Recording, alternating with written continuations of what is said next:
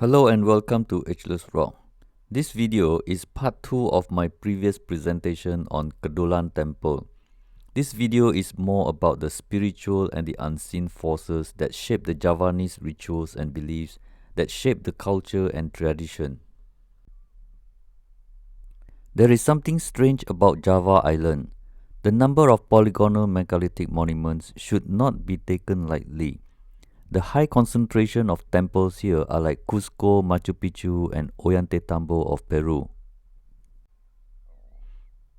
Most people imagine that Java is a terrible place to live because of the constant earthquakes and volcano eruptions. But in reality, Javanese are a bunch of happy locals and proud to be Javanese. The locals here are so fearless and pay little attention to natural disaster that happy people live at the bottom of Mount Merapi, and you can enjoy a good bowl of noodle at Tikungan Sapu Angin coffee shop before hiking up to see the crater. You can even check out the Lost World Castle theme park and hope for a real volcano eruption as a bonus. So I don't think that ancient Javanese civilization disappeared and abandoned Kedolan Temple because of Mount Merapi eruption. Kedolan Temple might look like a small and simple megalithic structure compared to the big and famous temples in Indonesia, but I think it is more than that. Today, Kedolan Temple sits on a large compound area below ground level. At the center of the main temple is a big Yoni Linga made of andesite stone. To the north wall is a statue of Durga under a kala and she is standing on a bull. To the west is Lord Ganesh who broke his task to write an inscription. To the south is Agastya who is the sage carrying holy water. I will leave this for now and come back later on this diagram. It is related to one of the three inscriptions found at this site. Sumundul inscription and Pananggaran inscription were discovered in the year 2002, while Teluron inscription was discovered as recent as 2015. These are the three main inscriptions that provided much of the information about this site since it was discovered here. Of the three inscriptions, Teluron inscription is most interesting to me. It mentioned Payangan Haji I Teluron, which means a sacred building in Teluron. So let's start with understanding the meaning of the words. Three in Malay is tiga, and in Java is telu. Daun in Malay means leaf. So tiga daun, which means three leaves, is translated as teluron. I am not sure how ron became part of Javanese translation, but these two words teluron come down to a trifoliate leaf of bilwa plant. It is a sacred plant. Pohon tiga daun or three leaves plant refers to Shiva's favorite plant. The common word in English is golden apple. The scientific name is Aegle mamelos, but in Asia it has many names.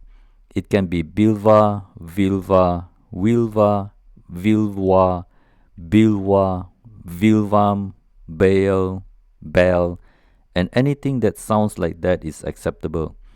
I will use bilwa because it is easier for me to pronounce. The greatest bilwa plant is a leaf on a leaf on a leaf on a leaf. It has 13 leaves. It is called Maha Bilwa. So why is this plant a sacred plant? Well, 3 for Trinity is a strange number to begin with and is a big topic on its own. But for now, this leaf represents the three eyes of Lord Shiva. It also represents three-pointed trident of Shiva called Trishula. So the Hindus have very high reverence to this plant and is considered very sacred. A Hindu ritual is not complete without this leaf. Hindus believe that goddess Lakshmi lives in the plant. It is also believed that goddess Sati incarnated into this plant. Some Hindus and Buddhists also believe Bilwa plant helps in fertility. Bilwa plant has traditional medicinal value. Locals use it with their Ayurveda knowledge for diabetes, diarrhea, improve immunity and therefore safe from fever and cold, thyroid secretion and a whole long list you can find from the internet. This medicinal plant knowledge has been passed on for few thousand years. After the leaves are placed on a linga for worship, devotees take the leaves with them. They believe that the leaves are energized by Lord Shiva and his positive energy stays in the leaf for a long time. It is for overall positive well-being, such as spiritual health, mental health, and to stay calm and happy and content. So, Teluron inscription gave us the connection that a sacred building was constructed at a place with Bilwa tree, which is Lord Shiva's favorite tree, for the purpose of irrigation. How is that going to make sense? Why would ancient Javanese build a sacred building for irrigation? But let's explore a little bit further. A sacred structure with Yoni Linga for the flow of water near Lord Shiva's favorite tree. The temple is probably a power generator for positive energy reverberation, where water is needed to complete the function.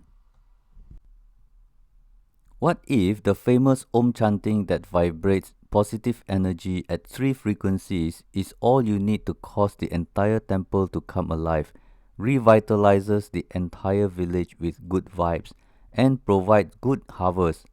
Will that sound like lost ancient knowledge or pure fiction for Hollywood movie? This reminds me of Sahasralinga in Sharmala River in India, where there are 1,000 yonis and lingas on the river. You can check out my earlier video on this site. The vegetation around this area is particularly healthy and locals harvest them for Ayurveda concoction. Once the water is positively energized, it is good for the plant and therefore harvest will be good.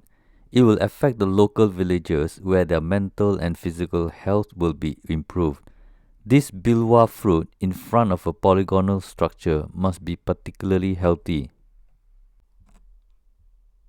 Whatever it is, I don't think this temple is a monument for Hindus to pray only.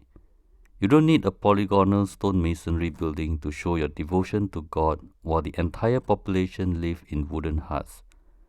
This temple is way beyond the need for a place to worship.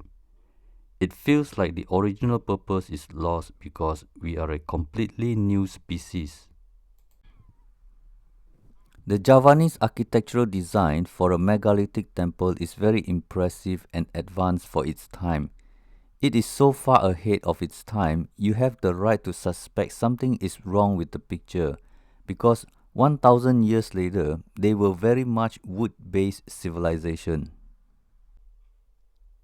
In a hypothetical scenario, is it possible to have megalithic temples all over Java Island, ordered by several kings 1,000 years ago, but for the next 1,000 years, their palaces where they actually live inside were made of wood and grass?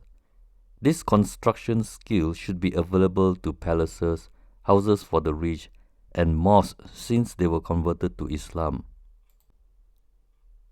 There is much more to know about this temple, but for now, this will conclude my presentation on Kedolan Temple. Hope you enjoyed this short presentation and see you in the next video. This is Borneo signing out. Sekian, terima kasih.